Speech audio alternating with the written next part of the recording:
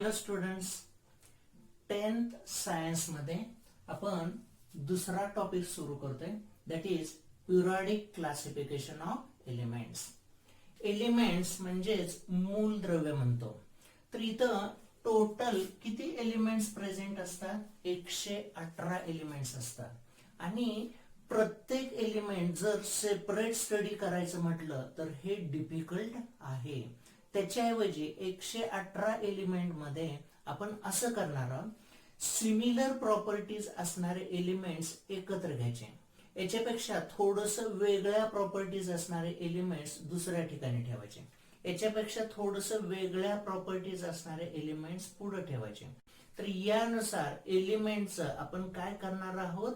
Classification करणार आहोत. Okay, तर हाच भाग समजून घेण्यासाठी आपण असं कन्सिडर करूया. Suppose there is a certain school having 12 standards, म्हणजे फर्स्ट स्टँडर्ड पासून 12 स्टँडर्ड्स आहेत.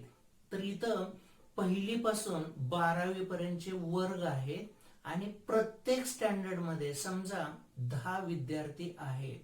तर या स्कूल मध्ये किती विद्यार्थी होतील? 120 स्टुडंट्स होतील.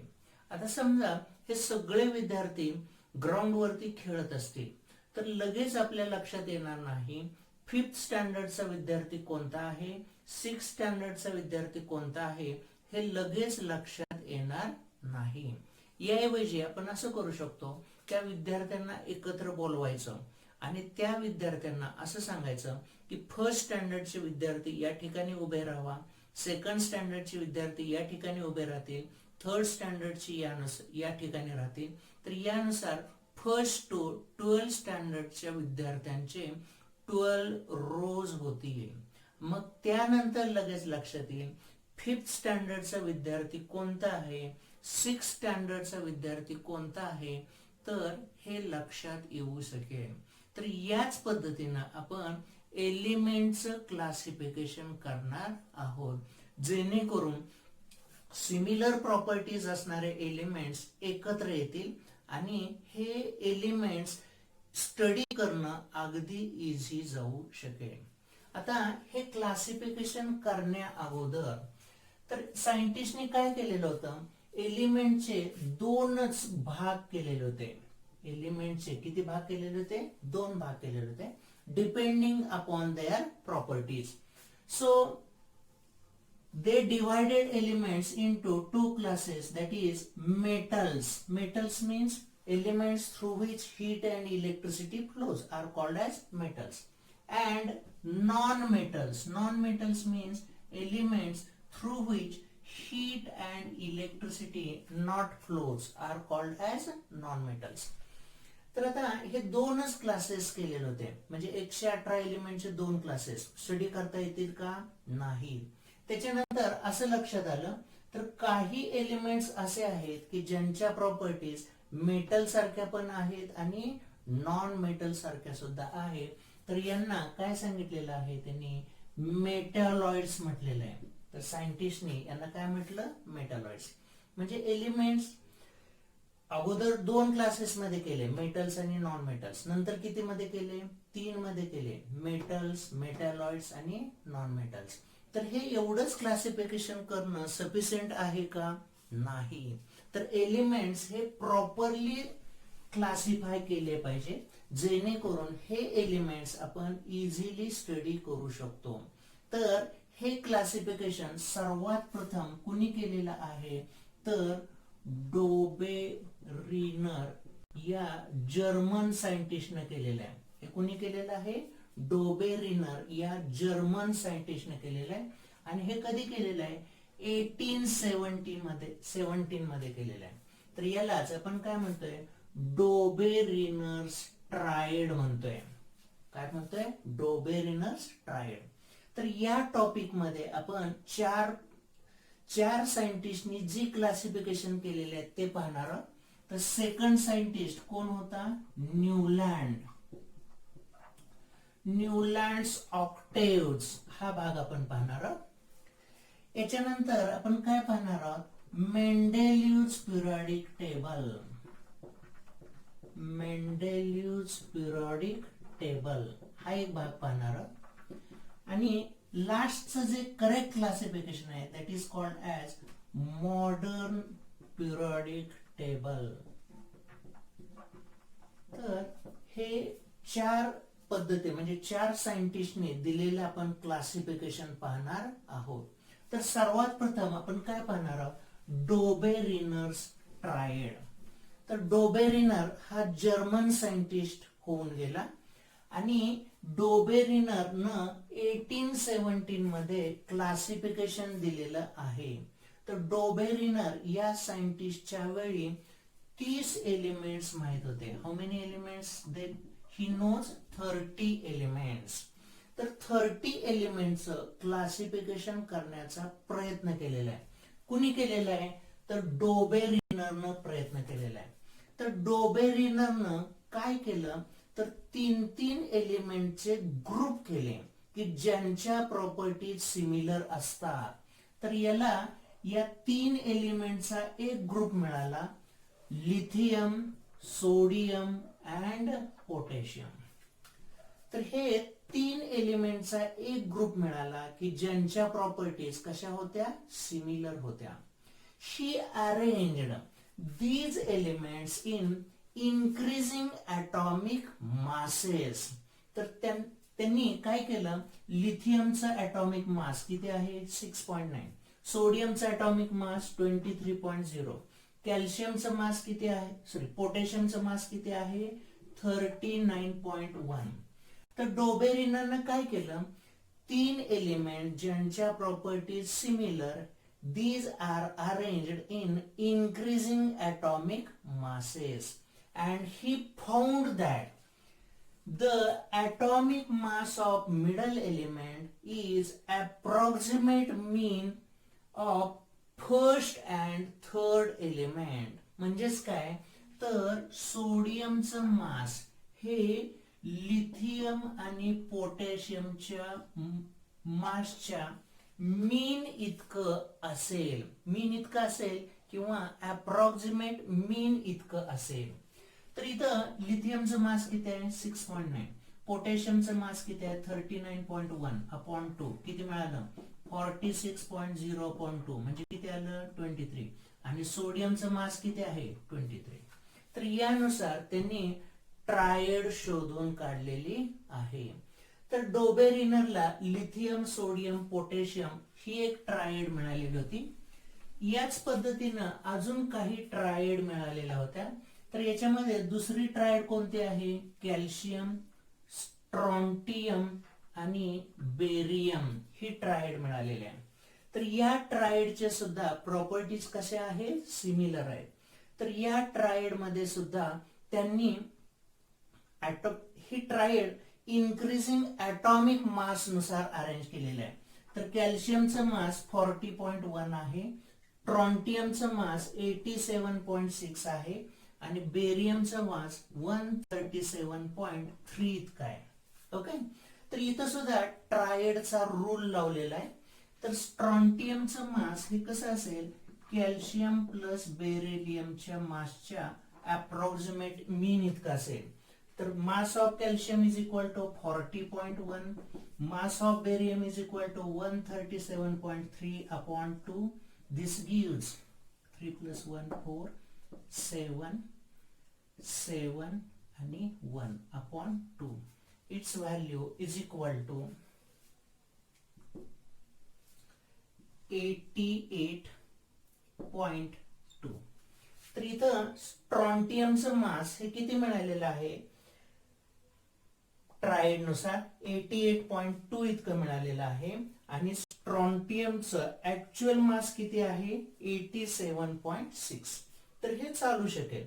तर स्ट्रॉन्टियमचं मास कॅल्शियम आणि बेरियमच्या मीनच्या किती असेल, अप्रॉक्सिमेट मीन इतकं असेल. तर यानुसार सेकंड ट्रायड दिलेली आहे.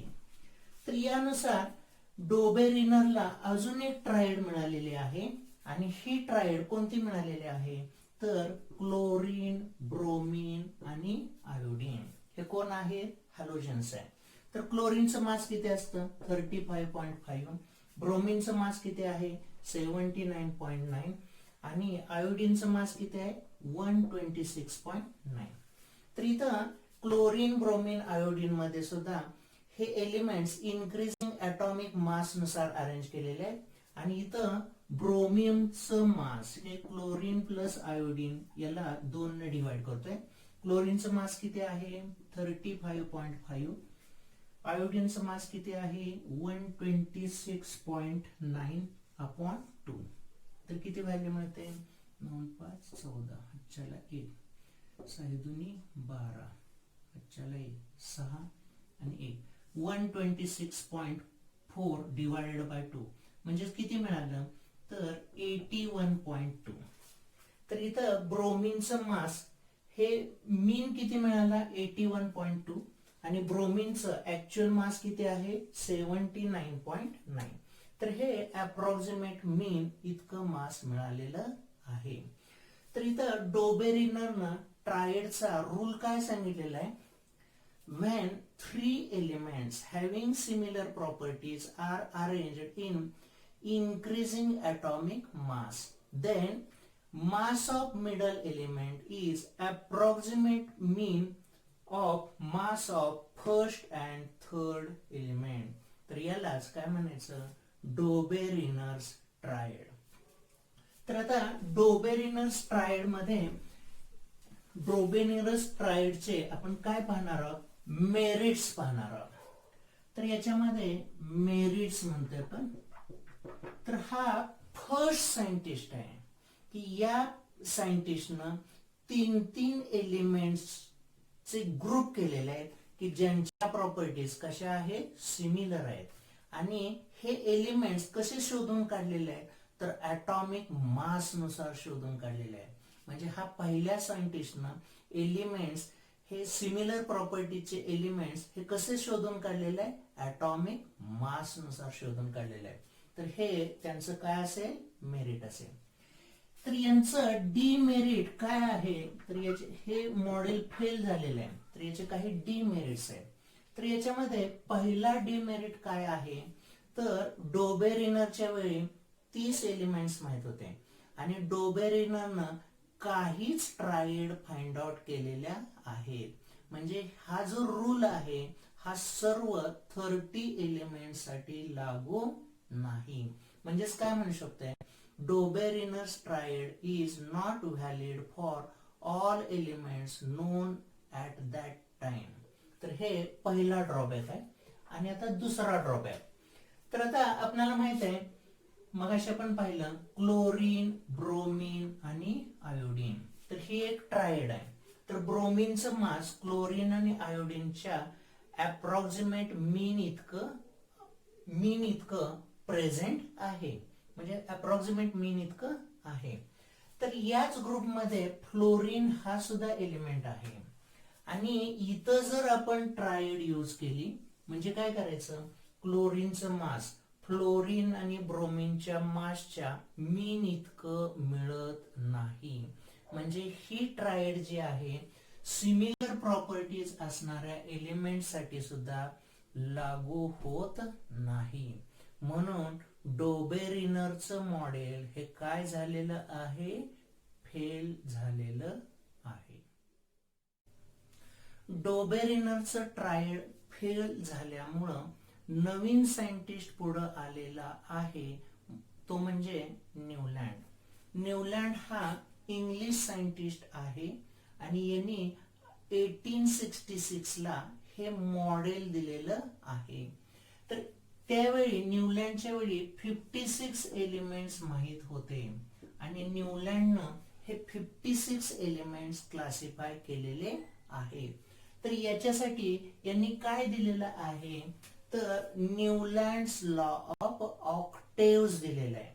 तर इथं न्यूलँड हा सायंटिस्ट याला म्युझिकची सुद्धा आवड होती आणि शिवाय सायन्सची सुद्धा आवड होती. त्यामुळं त्यांनी काय केलं म्युझिक आणि सायन्स एकत्र केलेले आहे. तर आपल्याला म्युझिक मध्ये काय असतं ऑक्टेव्स असतात. काय असतात ऑक्टेव्ह. तर इथं ऑक्टेव्ह म्हणजे काय तर इथं म्युझिक मध्ये 7 नोट असतात हे माहितच आहे आपल्याला सा रे ग म प, ध, नी आणि परत काय येतो, सा येतो. तर या सा नंतर परत येणारा जो सा आहे याची फ्रिक्वेन्सी इथल्याच्या फ्रिक्वेन्सीच्या कशी असते, डबल असते. म्हणजे समजा इथल्या साची फ्रिक्वेन्सी 40 असेल तर इथल्या साची किती असेल, 80. म्हणजे डबल असणं यालाच काय म्हणायचं, ऑक्टेव्ह म्हणायचं. तर या ठिकाणी काय केलेलं आहे, न्यूलँडच्या असं लक्षात आलं तर इथं वेगवेगळे एलिमेंट्स तर यांचं ऍटॉमिक मास घेतलेलं आहे. यात काय घेतलेलं आहे, ऍटॉमिक मास घेतलेला आहे आणि हे ऍटॉमिक मास इन्क्रीजिंग ऑर्डर मध्ये प्लेस करत गेलेले आहे. कसे प्लेस केलेले आहे, इन्क्रीजिंग ऑर्डर मध्ये. तर आता हायड्रोजनचं मास सर्वात कमी, याच्यापेक्षा जास्त मास कुणाचं आलं, लिथियमचं. लिथियम नंतर कुणाचं मास आलं, बेरिलियम, बोरॉन, कार्बन, नायट्रोजन, परत कोण आला, ऑक्सिजन. तर आता ऑक्सिजनच्या पुढं कोणता एलिमेंट आला, फ्लोरीन आला. पण फ्लोरीन इथं पुढे ठेवलेला नाही, तर या सा नंतर परत येणारा सा जो आहे तो हायड्रोजनच्या खाली ठेवायचा, त्यामुळे फ्लोरीन इथे ठेवलेला आहे. फ्लोरीन नंतर काय आलं बाबा, सोडियमचं mass, sodium, magnesium, aluminium, silicon, phosphorus, sulphur. तर हे इन्क्रीजिंग ऑर्डर मध्ये ठेवत गेलेलं आहे. तर आता सल्फर नंतर नवीन जो एलिमेंट आला तो फ्लोरीनच्या खाली ठेवलेला आहे. मग कोण आला, chlorine, potassium, calcium, chromium, titanium, manganese, iron यानुसार एलिमेंट्स आलेले आहेत. तर यानुसार न्यूलँडनं एलिमेंट्स हे कसे अरेंज केलेले आहे, तर म्युझिकल नोट मध्ये अरेंज केलेले आहे. आणि त्यांचं असं लक्षात आलं तर एका ग्रुप मध्ये असणारे एलिमेंट्स यांच्या प्रॉपर्टीज कशा असतात, सिमिलर. तर आता इथं बघा बरं, फ्लोरीन, क्लोरीन, ब्रोमीन यांच्या प्रॉपर्टीज कशा असतील, सिमिलर असतील. त्याच्यानंतर एका ग्रुपमध्ये आता उदाहरणासाठी सोडियम, पोटॅशियम, लिथियम हे एका ग्रुपमध्ये आहेत, तर यांच्या प्रॉपर्टीज कशा असतील, सिमिलर प्रॉपर्टीज असतील. त्यानुसार पुढं बेरिलियम, मॅग्नेशियम, कॅल्शियम यांच्या प्रॉपर्टीज कशा असतील, सिमिलर.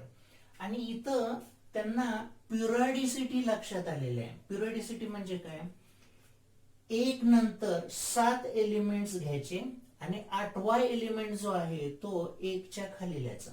तर हायड्रोजन पासून 1, 2, 3, 4, 5, 6, 7, 8वा कुठं आला, फ्लोरीन, हायड्रोजनच्या खाली. हे कुठं पण लागू होऊ शकतं. बेरिलियमच्या बाबतीत हा 1, 2, 3, 4, 5, 6, 7 आणि 8. तर 8वा कुठं आला बाबर, मॅग्नेशियम, बेरिलियमच्या खाली आलेला आहे. तर यानुसार त्यांनी काय दिलेलं आहे, लॉ ऑफ ऑक्टेव्स दिलेला आहे. तर इथं लॉ ऑफ ऑक्टेव्स आपण काय सांगू शकतो, तर when elements are arranged in increasing atomic masses, then property of 8th element is similar to the property of first element. तर यालाच त्यांनी नाव काय दिलेलं आहे, लॉ ऑफ ऑक्टेव्ह. ओके. तर आता लॉ ऑफ ऑक्टेव्ह नंतर आपण इथं आपण काय पाहणार आहोत, न्यूलँड्स लॉ ऑफ ऑक्टेव्हचे काय पाहणार आहोत, मेरिट्स पाहणार आहोत. काय पाहणार आहोत, मेरिट्स. तर इथं आपण काय मेरिट्स देऊ शकतोय, तर इथं न्यूलँडच्या वेळी किती एलिमेंट्स माहित होते, 56 एलिमेंट्स माहित होते. तर न्यूलँडनं जवळजवळ हे 56 एलिमेंट्स क्लासिफाय करण्याचा प्रयत्न केलेला आहे. Means he classified all the elements non at that time. तर हे फर्स्ट मेरिट असणार आहे. याच्यानंतर सेकंड मेरिट काय आहे, तर यांचं प्युरिडिसिटी हे मेरिट आहे.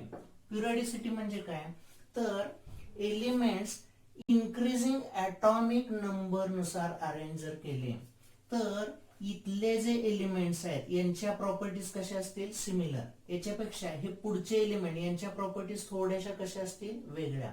याच्यापेक्षा त्याच्या पुढच्या एलिमेंटच्या प्रॉपर्टीज कशा असतील, वेगळ्या. आणि 7 एलिमेंट सोडल्यानंतर 8वा एलिमेंट जो येतो त्याच्या प्रॉपर्टीज फर्स्ट एलिमेंट सारख्या असतात. तर यालाच काय म्हणायचं, प्युरॉडिसिटी. तर सर्वात प्रथम हा प्युरॉडिसिटी हा कन्सेप्ट कुणी दिलेला आहे, न्यूलँड या सायंटिस्टनी दिलेला आहे. आता या ठिकाणी आपण काय पाहणार आहोत, न्यूलँड प्युरियोडिक टेबल मध्ये काही डीमेरिट सुद्धा आहेत. काय प्रेझेंट आहे, डीमेरिट्स आहे. तर याच्यामध्ये पहिलं डीमेरिट काय आहे, तर Newlands periodic table is applicable only up to calcium. हे जे क्लासिफिकेशन दिलेलं आहे हे फक्त कुणापर्यंत लागू झालेलं आहे, कॅल्शियम पर्यंतच लागू झालेलं आहे. म्हणजे आता बेरिलियम, मॅग्नेशियम आणि कॅल्शियम यांच्या प्रॉपर्टीज कशा असतील, सिमिलर असतील.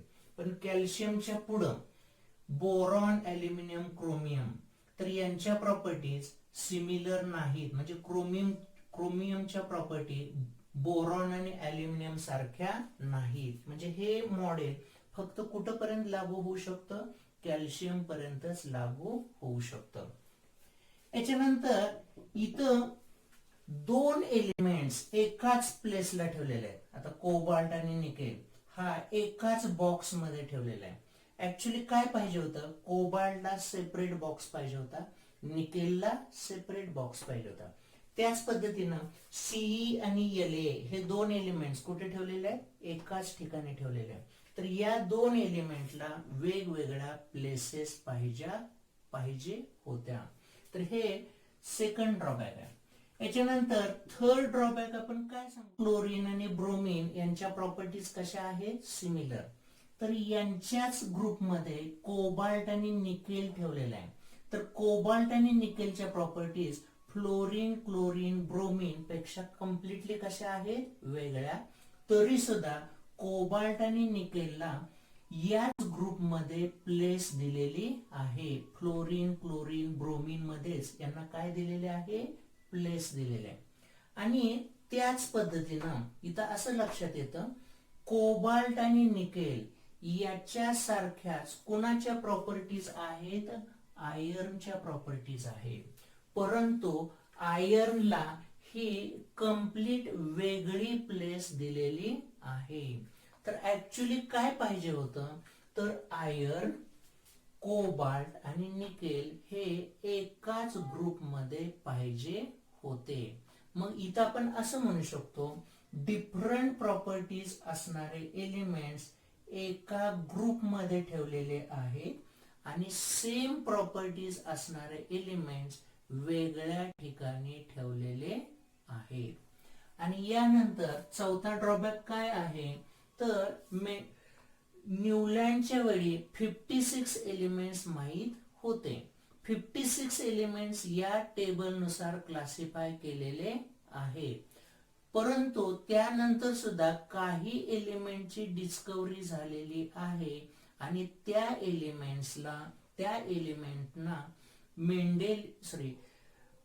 एलिमेंटना न्यूलँडच्या टेबलमध्ये प्लेस नाही. म्हणजे न्यूली डिस्कवर्ड एलिमेंट साठी न्यूलँडनं कोणतंही प्रोव्हिजन केलेलं नाही.